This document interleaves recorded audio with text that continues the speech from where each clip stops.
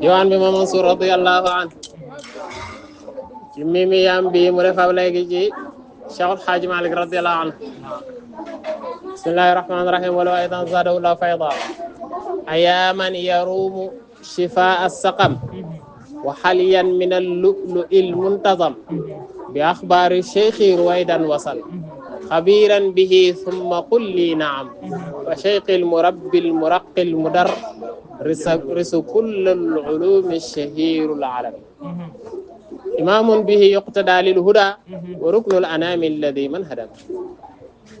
من يا من يروم يوم أجساكو يشفاء السقم سافر الجانغرو وحاليا تنغ بغ تكاي تمي يا من يروم حاليا بلغي من اللؤلؤ ci wurusu lu'lu al muntazam bari buñu nosé mom nga soxla nak bi akhbar cheikh ci xibaaru sama serigne xam nga ne man kat amna way sama waaja nak mom xam nga ne mom shifa saqam la waye halilati min al-lu'lu al muntazam bu dee mom nga may laaj ruwaydan dafal ndank rek wasal ta nga laaj ko timit laaj mako waye laaj ko timit khabiran bihi laaj ko ko xam nak suma qulli ndax bo mako laaje laaj nga ko xam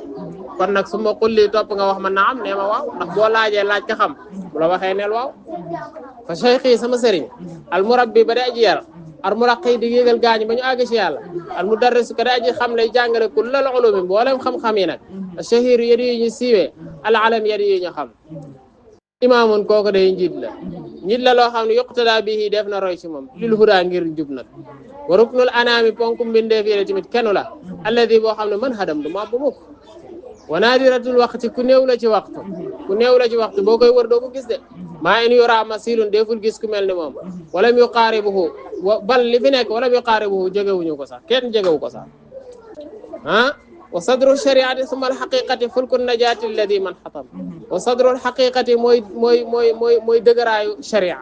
sharia sadram dënn ba la ci dëgër tabax ba la ko taxawal nee na moom la summa al haqiqati mit ba léegi mooy sadrul haqiqati fulkun najati waaye kii may wax mooy biddiw mucc alladi ba nga xam ne man hatam du suux wa najmul hidayati mooy tamit biddiwu gindeeku biddiwu njub anwaaru waaye mooy leer ga tamit te dallat boo xam ne yortalu na li irshadi wala tegtalu na feeñ li irshadi man ngir gindi képp koo xam ne xad qaxam gëlëm na waaw koo xam ne amatul benn xalaat kooku may qaxam ku dugg ci mbir amu ci benn tafkir kooku qaxam huwa al aynu mooy jëmm je mu ne aynul wusuli mooy jëmmi àggale ja wa aynul manba'il mashrabi tamit mooy sew ndaw ban mooy bëtu sew ndaw naanuwaay ba fa ñuy naan yoon wa naanuwaay ba boo ci bëggee xool jaaral ci moom gaañan mu ne mashrabu ahlil hikam laa wax fa lillahi kaw def nee na yàlla intaraahu soo ko gisee muqbilan aw intaraahu wala nga gis ko boog mudbiran mu wane ginnaaw daahimam muy borom yitte soo ko gisee muy ñëw xamal ne ko am yitte ngi ñëw soo ko gisee muy dem tamit nga gis ko am yitte tara sayyidan wajuhu mushrifun kathiru tabassumi wa hulwu siyam nee na tara da nga koy gis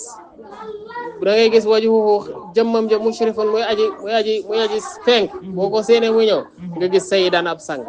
kasiru tabassum sang boo xam ne bu bëri ay muuñ la hulwu siyam koo xam ne ku am tëkkaayu jikko yu rafet la manaarul huda ki may wax boo ko gisee di nga gis soorooru njub lilladi ñal ka nga xam ne yuqtada def na roy siraajun lamp la boo xam ne yustada'u bihi def na leerlu ci man fi zulami ci lëndami wa waabili juudin aji waame la ay tab timit li baaxin na daa ñeel kuy sàkku ay may kuy sàkku ay tabe nee na kii mooy waabil bi kii mooy ki borom waame bi wal aabidu mooy jaamukat bi az-zaahidu ba aji dëddu al muhtaram ka di ko ñu war ida baax na